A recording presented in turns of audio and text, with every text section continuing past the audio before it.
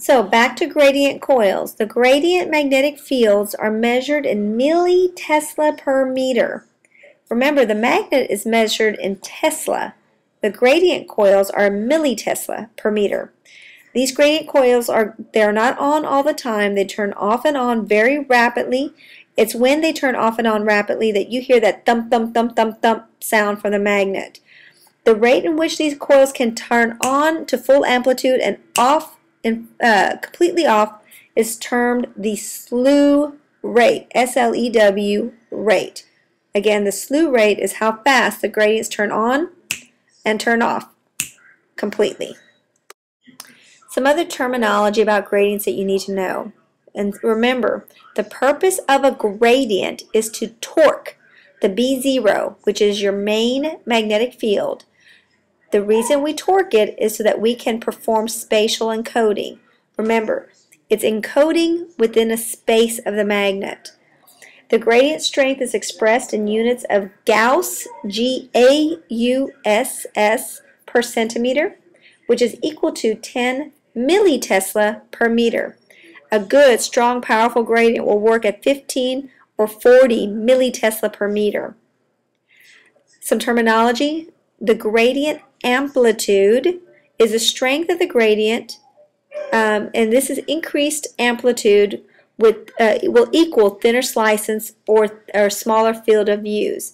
So if you have a gradient that has a very strong amplitude, you can get thin slices.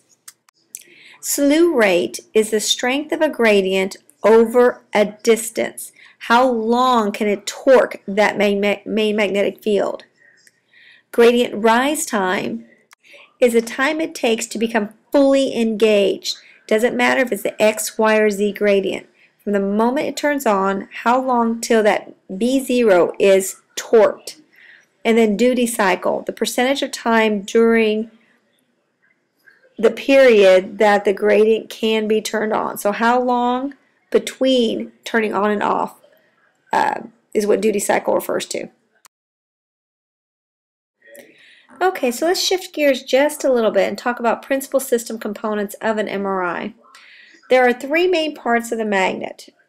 The gantry, which is the term we use for the magnet core itself. That's what you think of when you put the patient in. The operating console, where the technologist sits, and of course the computer system, which is the brains behind the whole operation that's doing all the algorithms and the Fourier transforms. Now, in no way does this narrated PowerPoint replace your assigned readings. I did not cover 1/5 of everything that's in your chapter. All I did was take some of the most complicated processes or complicated concepts and expand upon it to give you an opportunity to truly understand.